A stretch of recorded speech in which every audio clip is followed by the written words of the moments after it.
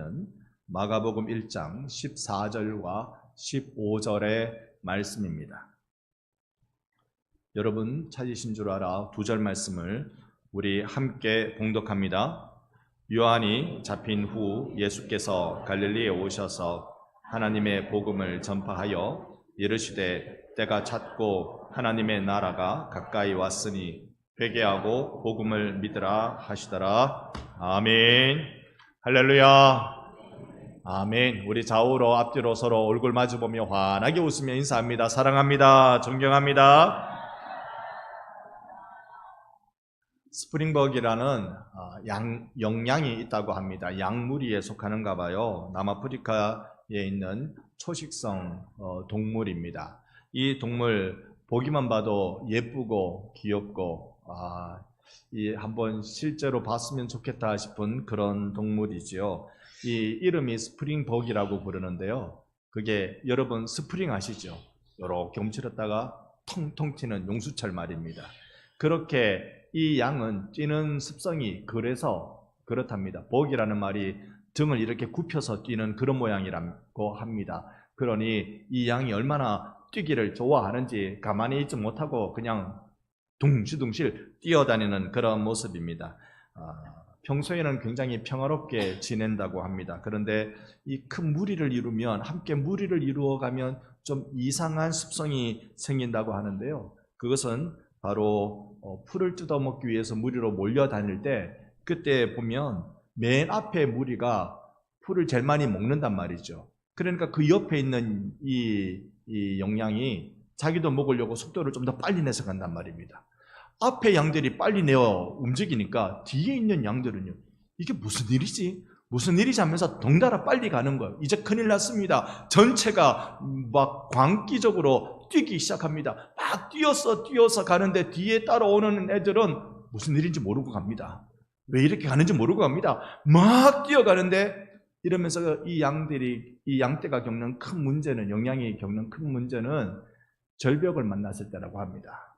그냥 서지를 못하고 다 절벽으로 뛰어내린대요. 이런 현상을 두고 스프링복 현상이라고 부르기도 합니다. 맹목적으로 이유도 모르고 따라가는 것을 말하고 있습니다. 여러분 우리말에 이걸 잘 표현하는 속담이 있습니다. 뭐 지고 어디 간다? 걸음지고 장에 간다. 걸음지고 장에 가면 안 됩니다. 걸음지고 어디 가야 됩니까? 밭에 가고 논에 가야 됩니다. 걸음지고 장에 가면 큰일 납니다. 그런데 갑니다. 왜요? 길을 잃어버려서 그래요. 길은 나져 있는 길대로 가는데 내가 왜 거기를 가야 되는지 잊어버린 거예요. 남들이 가니까 따라갑니다. 나는 지금 걸음을 졌는데 이걸 가지고 지금 밭에 가서 땅을 일구어야 되는데 지금 이 걸음을 지고 장에 가는 어리석은 자가 되고 마는 것입니다. 길을 잃어버리면 안 됩니다. 마가복음에서 길이라는 건 마가복음을 해석하는 가장 중요한 단어입니다. 정말 길이 뭘까? 예수 만나는 길은, 예수 따르는 길은, 내 인생이 살아가야 될 제자도는, 제자가 가야 될 그 길은 무엇인가에 대한 질문을 계속하고 있습니다. 길을 잃어버리면 우리는 영적으로 방황하게 됩니다. 성경의 영적 방황을 제일 잘 그리고 있는 성경이 저는 민수기라고 생각합니다. 지난 주일에도 말씀드렸지만 유대인들이 민수기를 받아들일 때는요, 방황이라는 이미지를 그대로 받아들입니다. 왜냐하면 우리에게는 민수기, 백성의 숫자를 기록한 책이라고 되어 있습니다만 유대인들 성경, 곧 히브리어 성경에는요, 책 제목이 광야에서라고 되어 있습니다. 광야니까 얼마나 방황하겠습니까? 유대인들이 이 성경을 읽으면서 얼마나 우리의 조상들이 방황하며 살았을까, 그걸 보는 겁니다. 장장 40년의 방황의 시간에 대해서 민수기 14장에서는 이렇게 설명합니다. 너희의 자녀들은 너희의 반역한 죄를 지고 너희의 시체가 광야에서 소멸되기까지 40년을 광야에서 방황하는 자가 되리라. 왜 방황한다고요? 그들이 하나님을 향해 반역했기 때문이라고 말합니다. 늘 하나님을 만나지만 그들은 하나님을 경외하지 못했습니다. 맛을 보았지만 누리지는 못하는 것, 하나님 나라의 멋짐을 누리지 못하는 것이 바로 이들의 모습이었습니다. 오늘 우리의 어리석은 모습 되지는 않기를 원합니다. 하나님을 내가 만나기는 만나는데 하나님을 누리지 못하는 어리석은 삶 가운데 들어가지 않기를 원합니다. 그러기 위해서는요, 나를 비우고 주님을 채워야 될 줄 믿습니다. 나를 비우는 일을 해야 합니다. 우리 일상에서도요, 접어야 되는 게 있습니다. 박영희 시인이 지은 시 한 편 중에 간단하게 요약하면 이렇게 볼 수 있는 부분이 있습니다. 요즘 아내가 하는 걸 보면 섭섭하기도 하고 괘씸하기도 하지만 접어야 한다. 제가 제 사모한테 한 얘기는 아니고요. 믿어주세요. 그건 아니에요. 두 눈 딱 감기로 한다. 살다 보면 이슬비도 장대비도 한순간 햇살에 배겨나지 못하는 우산 접듯 반에 반만 접어보기로 한다. 나는 새도 날개를 접어야 둥지에 들지 않던가. 접어야 편안합니다. 접어야 삽니다. 여러분, 우리가 접을 때 그때 참 서로 함께 살아감을 경험할 수 있습니다. 우리 삼국지 그러면 유명한 사람들 많이 알고 있지요. 그 중에 지혜로운 사람을 들라 하면 제갈공명 들 겁니다. 제갈량이 병법서를 많이 지었는데 그 중에 장원이라는 병법서에 이런 구절이 나오더라고요.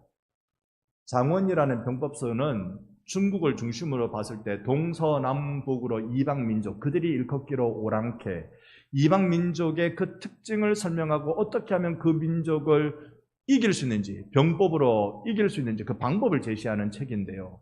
동이족의, 즉 동쪽, 우리 민족을 말합니다. 동이라는 말이 동쪽에 큰 활을 들고 있는 사람이란 뜻인데요. 이 당시에 우리 민족을 뜻하는데 동이족은 예의와 의리가 있다. 알긴 안 해요.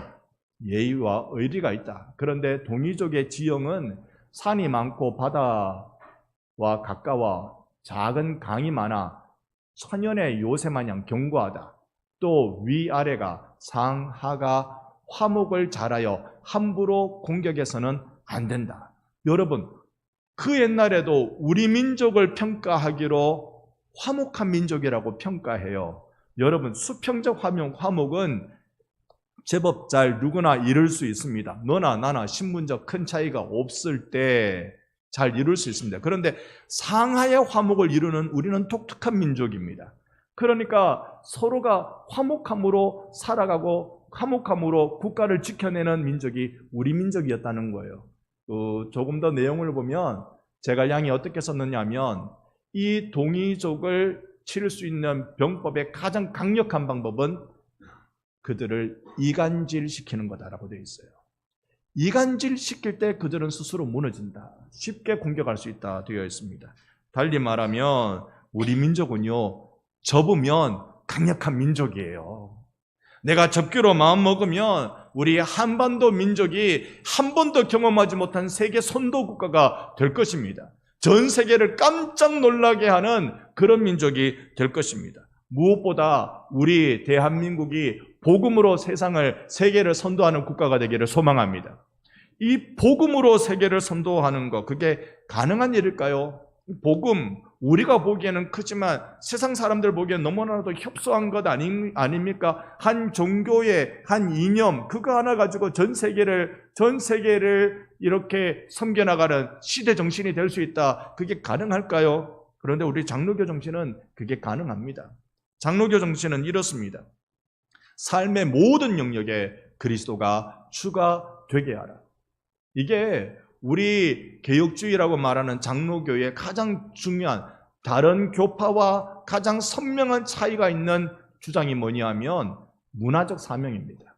그래서 우리가 예수가 주가 되는 공간은 이 예배 시간뿐만 아니라 예배 드리는 여기 이 자리만 예수가 주가 되는 것이 아니라 내가 어디에서 무엇을 하든지 그 영역에 예수가 주가 돼야 되는 겁니다. 그러니 죄 짓는 일이 아니면 여러분 어떤 일이든 다 할 수 있어요. 죄가 아닌다 하면 다 하는 거예요. 그리고 심지어 죄가 되는 일에 그 일이 있을 때도 하나님은 은혜 주시사 창녀를, 은혜 주시사 세리를, 은혜 주시사 군인을 예수 앞에 깨어진 자리에 불러 주신 것입니다. 우리는 그 방향을 찾으면 이제 되는 일입니다. 복음이 나라를 살리고 교회를 세우는구나. 그걸 우리가 알 수 있습니다. 그러니 방향 찾읍시다. 길 잃어버린 자가 되지 말고 말입니다. 예수께서 어떻게 우리에게 말씀해 주셨는지를 귀를 기울이면 돼요. 지난 시간에 우리가 오늘 본문 9절 말씀을 봤습니다. 그때에 세례 요한의 광야 부흥의 그때에 예수께서 세례받으러 오신 것입니다. 우리는 이걸 메시아 대관식이라고 부른다는 말씀 드렸고요. 동시대에 곧 세례 요한과 예수의 동시대 등장을 볼 수 있습니다. 그러면서 오늘 본문 14절에 보니까 요한이 잡힌 후 예수께서 갈릴리에 오셨다라고 말합니다. 예수님이 지금 이제 역사의 주인공으로 등장하고 계세요. 요한이 사라지고 있고, 요한이 잡힌 후에, 잡혔다라는 말은 이제 순환받는단 말입니다. 고난의 시간을 경험하게 된다는 말이죠. 이 요한이 잡힌 이유는요, 우리가 생각하는 그런 순교자의 정신, 복음, 우리가 생각하는 이 작은 의미의 복음으로 그는 잡힌 것 아니었습니다. 누가복음에 그의 잡힘을 우리에게 보여주는데요. 제가 19절 20절 한번 읽겠습니다. 분봉왕 헤롯은 그의 동생의 아내 헤로디아의 일과 또 자기가 행한 모든 악한 일로 말미암아 요한에게, 세례 요한입니다, 책망을 받고 그 위에 한 가지 악을 더하여 요한을 옥에 가두니라. 요한을 잡아간 이유는 내가 내 동생의 아내와 결혼하는 거예요. 이건 말이 안 되잖아요. 이걸 세례 요한이 지적하는 겁니다. 당신은 국가의 지도자로서 당신은 범죄자입니다. 게다가 이 자기의 행한 모든 악한 일에 대해서 선지자 세례 요한이 가만히 입을 다물고 있으면 좋겠는데 자꾸 지적하는 거예요. 그러니까 세례 요한을 옥에 가둡니다. 이렇게 역사의 현장에서 유대의 회개 부흥이라는 놀라운 영적 지도자로 살던 세례 요한이 역사의 무대에서 사라집니다. 그러면서 예수가 이 역사의 무대에 들어오기 시작하는데요. 이때 이스라엘의 부흥기였습니다. 아무도 세례 요한처럼 이렇게 이스라엘을 크게 일으킨 자가 없었어요. 그 전까지 400년 동안 하나님의 계시가 말라기 이후로부터 400년 동안 침묵하면서 이스라엘의 마음속에 메시아 대망 세상은 있었지만 한 번도 그들의 민족을 일으켜주는, 실제적으로 일으켜준 사람은 없었습니다. 물론 그럴 것이라고 그렇게 추측하는 사람들은 등장했지만 그 어떤 누구도 이 일을 이루어내지는 못했습니다. 이럴 때 세상의 희망이 무너져 내리고 지도자는 사라지고 이제 우리는 어찌할꼬 할 그때에 예수가 이 무너진 희망을 대체하는 분으로 오시기 시작하셨습니다. 여러분 어떠세요? 이 시대를 바꾸려면, 시대의 지도자로 등장하려면 중앙무대에 가야 되지 않습니까?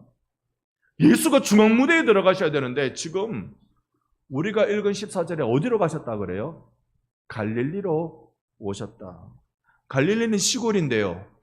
갈릴리 땅이 별명이 하나 있습니다. 가불 땅. 우리말로 가불 말고, 우리말로 가불은 월급 땡겨 쓰는 거고, 그 가불 말고 이 가불이라는 뜻은 쓸모없다라는 뜻입니다. 쓸모없는 땅이라는 별명을 가지고 있는 거기로 예수님이 가셨습니다. 왜 가셨을까? 아니, 이 쓸모없는 땅에 사람도 별로 안 사는 천구석에, 여기 이 반성에, 진성에, 지수에 왜 거기로 가셨을까? 저기 진주시에 가야지 왜 이쪽으로 오셨을까? 마태복음에는 이 부분을 이렇게 설명합니다. 예수께서 온 갈릴리에 두루다니사, 갈릴리로 왜 다니셨지? 회당에서 가르치시기 위해서, 천국 복음을 전파하기 위해서, 백성의 모든 병과 약한 것을 고치기 위해서, 그 나라의 복음을 전하기 위해서 이곳 갈릴리로 오셨다는 것을 볼 수 있습니다. 역시 마가복음 6장 6절에는 그들이 믿지 않음을 이상히 여기셨더라. 이에 모든 천에 두루 다니시며 가르치시더라. 믿지 않는 세상에 하나님의 나라의 복음을 가르치시기 위해서 이곳 갈릴리 땅으로 오셨던 것입니다. 길을 잃은 우리들은, 길을 잃은 나에게 하나님의 복음을 들려주기 위해서 오신 것입니다. 오늘 여러분 이 복음을 들을 귀가 있기를 축복합니다. 들을 귀 있는 자는 들을지어다. 이 주의 말씀이 응해지는 시간이 되기를 예수님의 이름으로 축원합니다. 리차드 포스터라는 기독교 사상가, 명상가가 기도와 묵상의 세 단계라는 부분을 이렇게 설명한 적이 있습니다. 묵상의 세 단계를 첫 번째는 집중하기. 하나님의 말씀을 묵상할 때 내가 집중해야 된다. 방해받을 시간에 하지 마라. 방해 안 받을 시간, 고요한 시간 해야 된다. 두 번째가 주님을 바라보기, 세 번째가 듣는 기도인데요. 오늘 두 번째 단계에 대해서 여러분께 좀 말씀 한번 드려보고 싶습니다. 주님을 바라보기라는 말은 이런 말입니다. 여러분, 내가 예배 시간에, 내가 기도 시간에 홀로 성경을 읽어가는 그 시간에 내가 주님을 바라봐야 된다. 어떤 주님? 보좌에 앉아서 나를 기다리고 계시는 그 주님. 내가 주님 보좌 앞에, 그 보좌 앞에 엎드려서 주님 앞에 나아가 말씀 앞에 나를 내어놓고 은혜 받기를 기다리고 있는 그때 내가 생각해 봐야 된다는 거예요. 주님께 집중해 봐야 되는 것입니다. 바로 하나님이 어떤 분이신가? 이야, 하나님 바라볼 때 거룩하신 하나님이시구나. 크고 놀라우신 하나님이시구나. 여러분 그런 거 한번 경험해 본 적 있으세요? 예배 드릴 때 하나님의 거룩함이 얼마나 놀라운지 나도 모르게 찬송이 나오고, 하나님이 얼마나 뜨겁게 나를 사랑하는 분이신지 나도 모르게 경험되어서 내가 주님 앞에 사랑을 고백하고 감사의 고백을 하는 그런 순간. 오늘 우리 기독교회에, 아니 거창하게 말할 것 없고 오늘 우리 반성교회에 꼭 필요한 은혜인 줄 믿습니다. 내가 하나님을 만나는 시간 말입니다. 내가 하나님을 배우는 시간, 이게 필요하다고요. 오늘 우리에게 일어나야 될 거룩한 마음들이 뭐냐 하면, 그 마음은 내가 하나님을 만나고 있다. 하나님이 이렇게 놀라운 분이시구나. 이걸 우리가 경험하며 나가야 하는 것입니다. 이 경험이 없으면 내 마음은 건조해지고 자꾸 나를 종교인으로 만듭니다.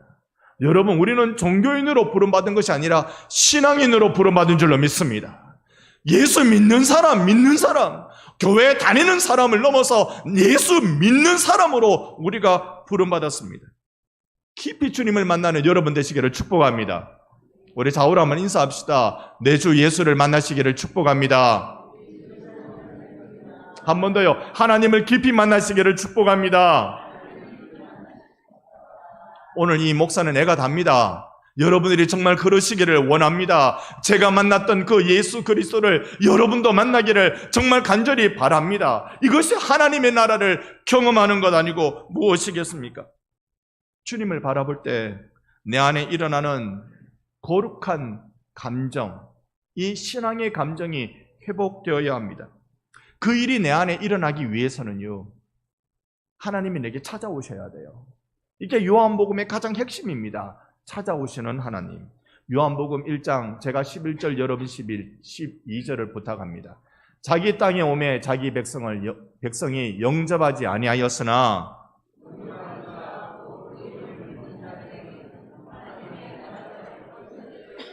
아멘, 아멘. 여러분 예수님 믿으십니까? 기왕 믿으시면 아멘 좀 크게 합시다. 예수님 믿으십니까?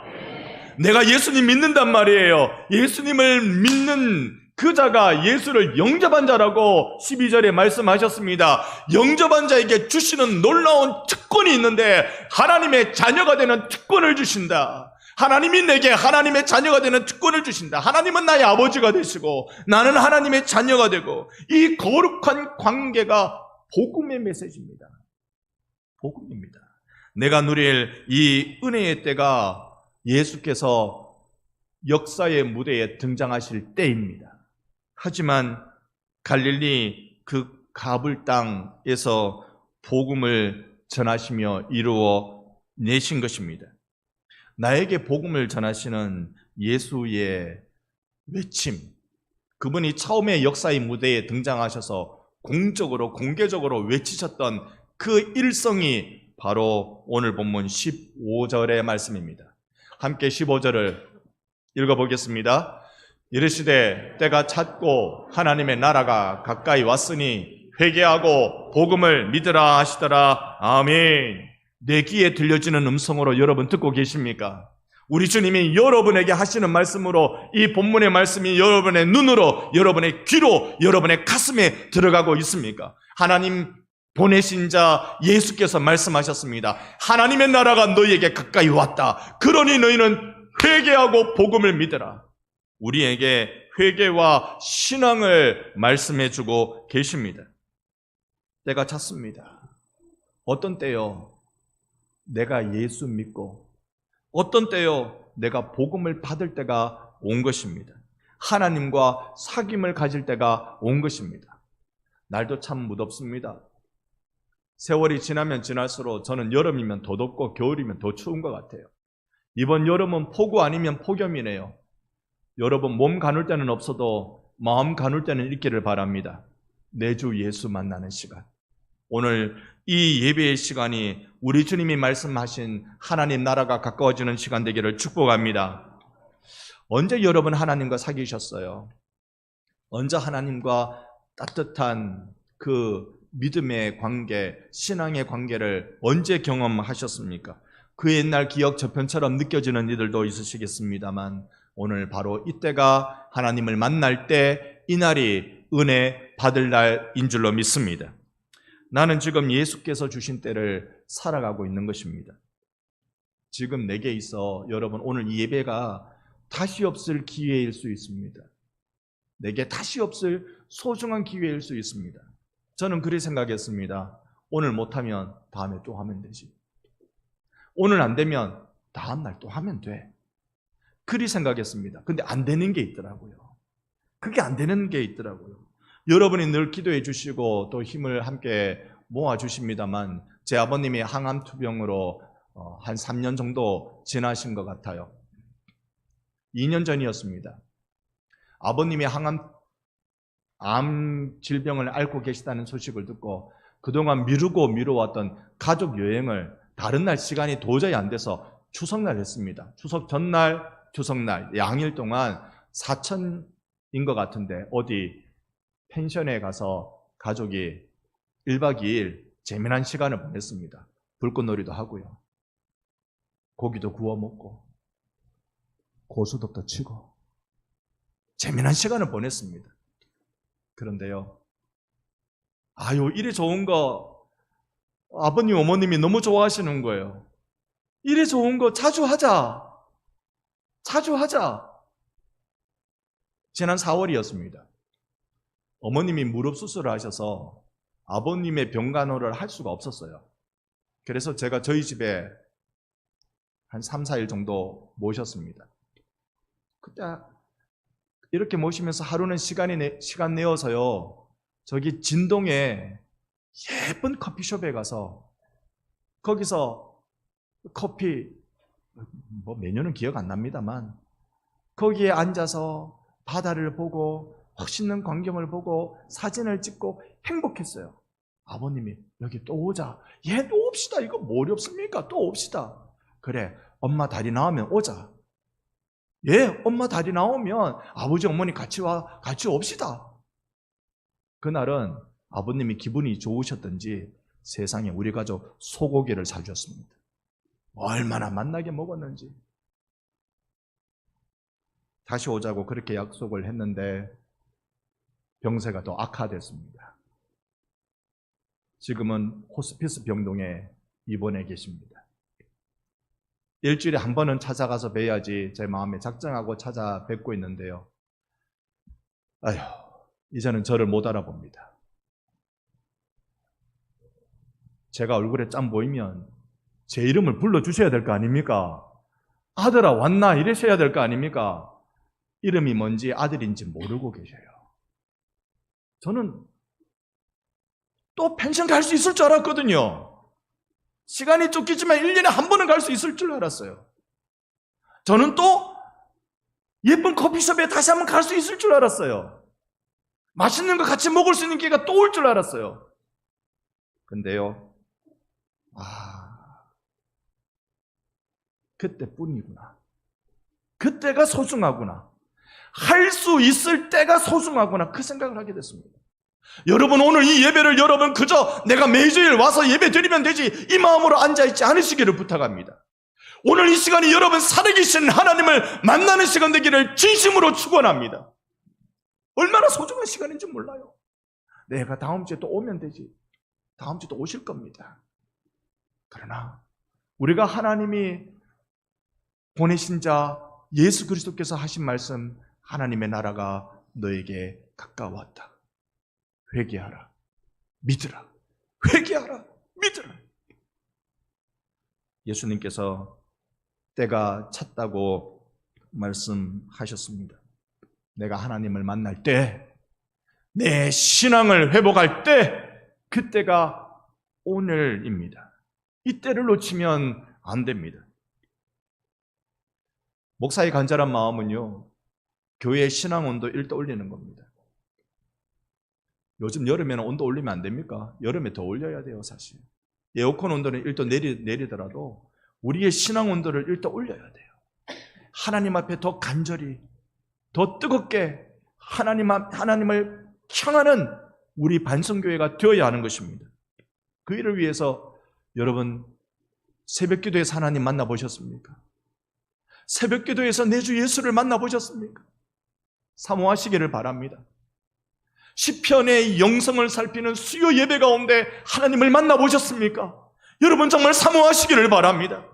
주여 주여 외치는 금요 기도회 가운데 여러분 하나님 만나보셨습니까? 정말 이 자리로 여러분을 초대합니다. 우리가 우리의 신앙의 온도를 높일, 주님 이때가 내가 하나님 만날 때입니다. 새벽에 나와 부르짖고 수요예에서 영성의 예배를 드리고, 그리고 금요일날 하나님 주여 주여 외치면서 하나님 앞에 우리의 삶을 두고 간절히 기도하는 그 현장, 여러분이 주님을 만나는 현장 되기를 예수님 이름으로 축원합니다. 이 현장으로 여러분을 부릅니다. 말씀 수련회가 8월 7일부터 9일까지 진행될 거예요. 수, 목, 금, 수요일도 나오고 금요일도 나오는 거니까 목요일 한 번 더 나오면 됩니다. 이때 하나님의 말씀이 나를 붙잡아 주시는 은혜를 내가 경험하는 것. 지금 우리는 하나님의 때를 살고 있습니다. 여러분 기억하세요. 지금 우리가 이 하나님의 때를 살고 있어요. 이거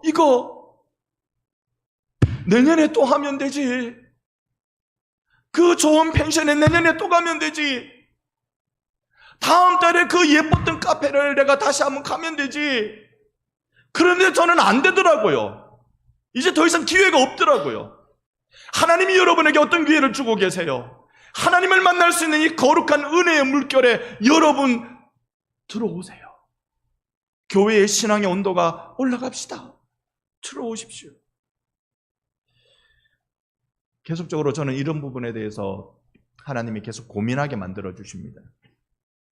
왜 성도들과 함께 손잡고 한 걸음 더 나가지 못할까? 왜 한 걸음 더 나가는 게 잘 안 될까? 계속 묻습니다. 원인을 분석하고 기도하고 있는 중인데요. 사실 지금 결론을 향하여서 좀 나가고 있는 중이기도 합니다. 이런 생각 들었어요. 우리가 하나님을 만나서 깨어지는 그 현장, 그 깨어짐, 그리고 거룩하고 간절한 그 경험을, 이 경험을 함께 하지 못해서 그런 것 아닌가? 저는 그 생각을 해보게 되었습니다.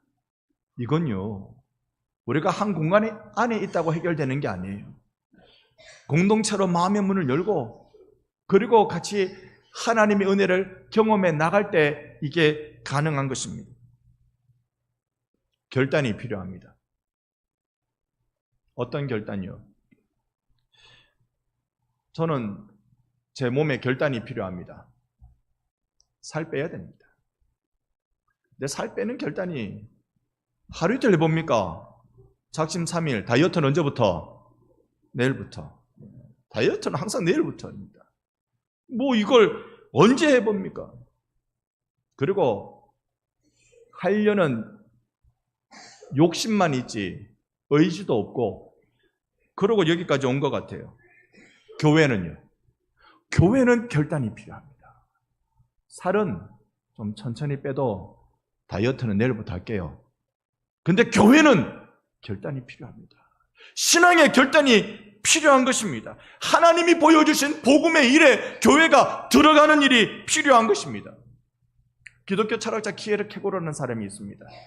이 사람은 오늘날로 치면 메타 이론가인데요. 이런 거죠. 메타 이론이란 말은 이런 겁니다.